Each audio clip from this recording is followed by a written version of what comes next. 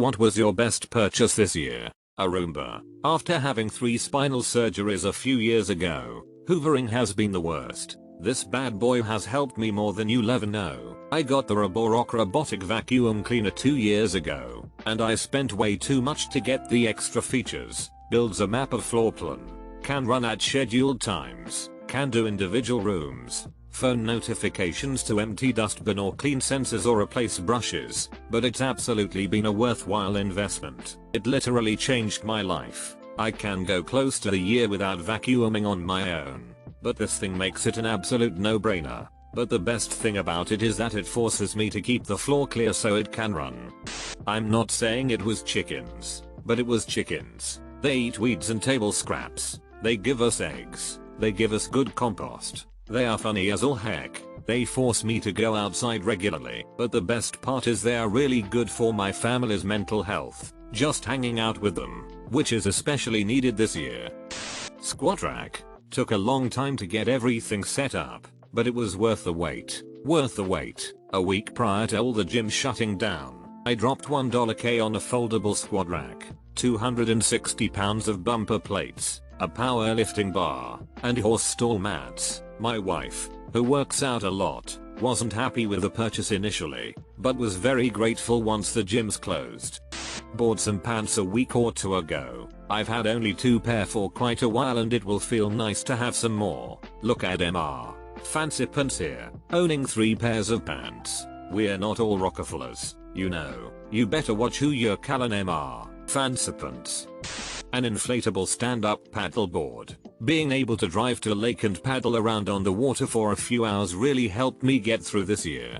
Paddleboarding is so much fun and great for your abs, and my dog rides with me, too. It's fun hearing all the comments from the boaters. Look at that dog on the paddleboard. I usually hate attention, but I love that.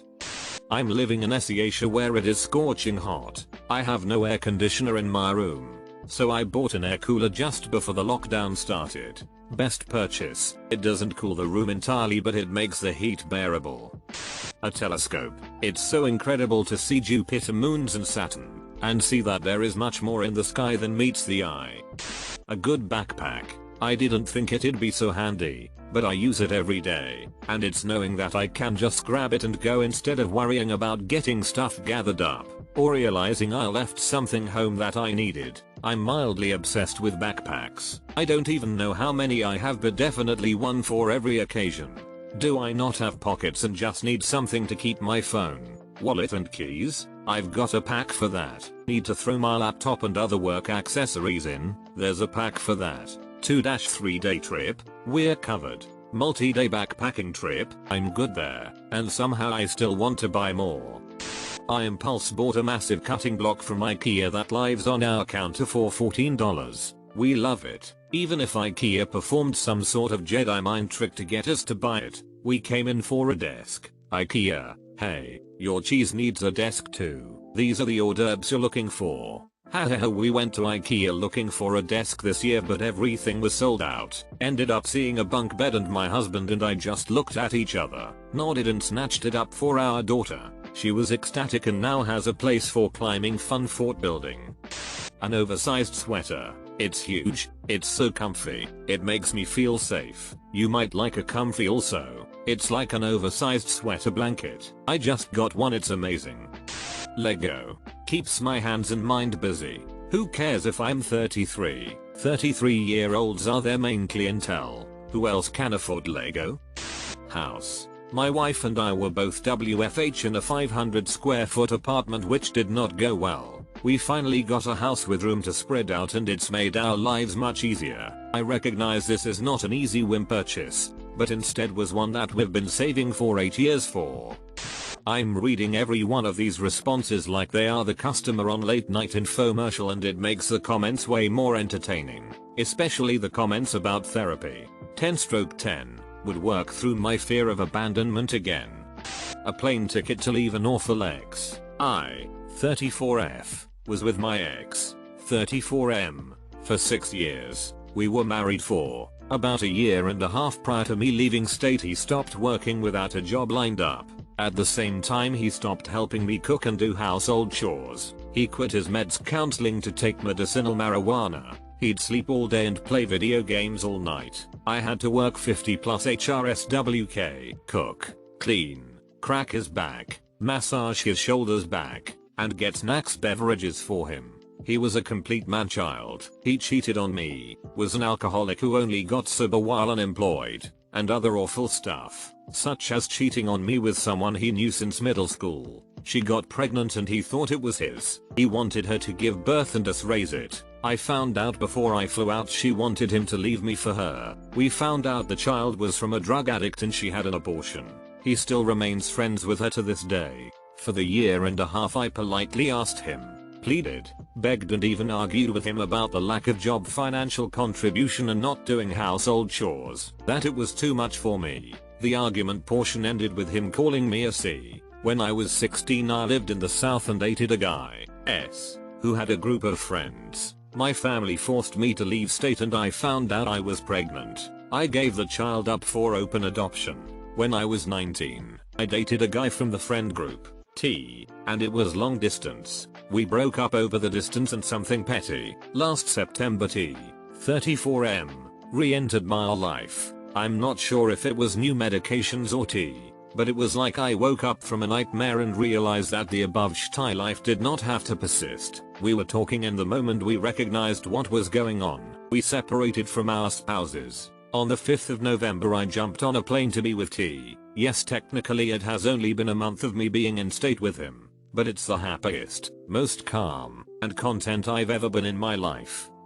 A soft closed toilet seat. No longer will I be awoken in the night by the phantom midnight pooper. Have fun accidentally slamming any non-slow toilet seats you happen to encounter for the rest of your days. This, I make an A of myself at friends and relatives' houses. Consider the cost of your opulence. OP.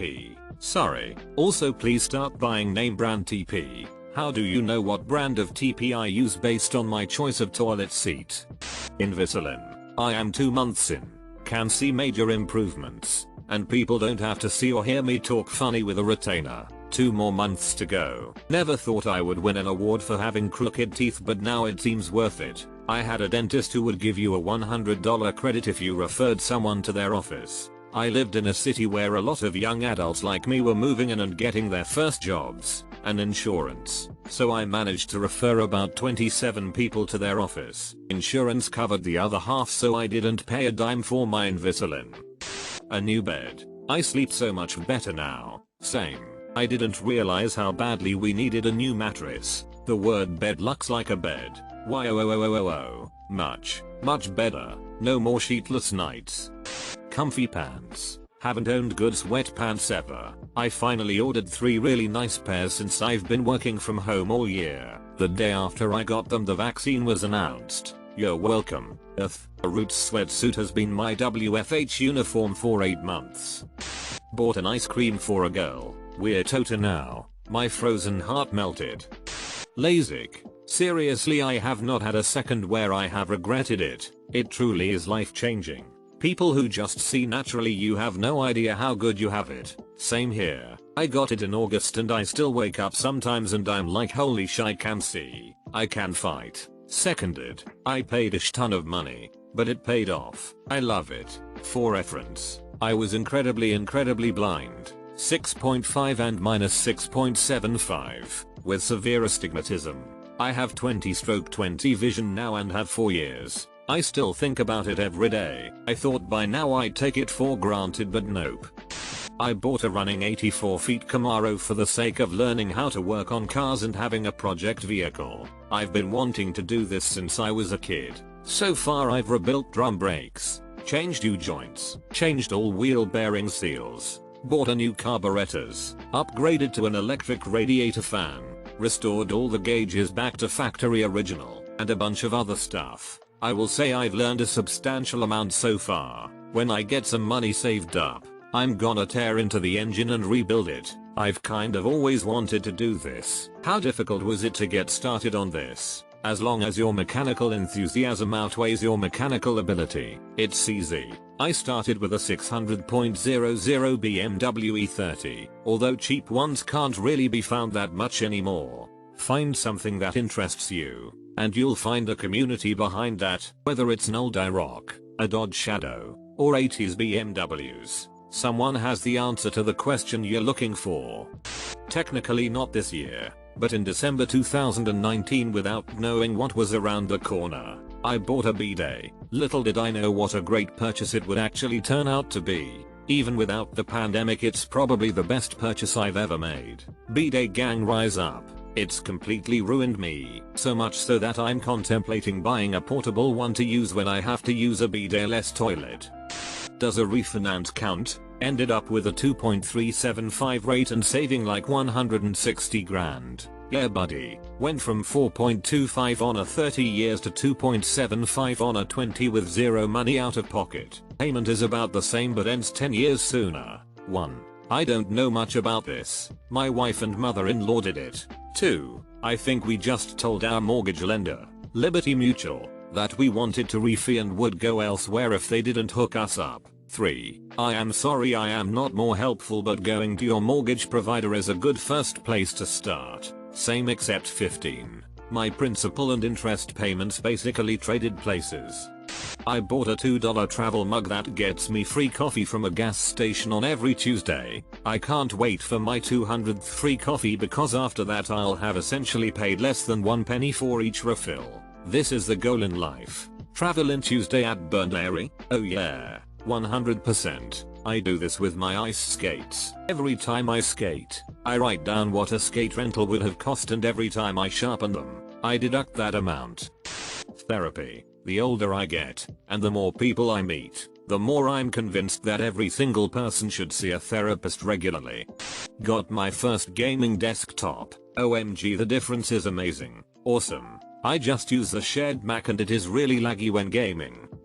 Purchased a solid 14K gold Swiss watch at a garage sale for $5. Probably my purchase of the year. I worked in a small jewelry shop for a few years in my early 20s and was always responsible for taking packages to the post office. The only one my boss ever showed any concern about was a solid gold watch when we had to send off to a specific watchmaker. He told me if anyone acts fishy on my way to the post office, throw the other package I had at them and run. They're that valuable. You want it? Go and get it. Street smarts.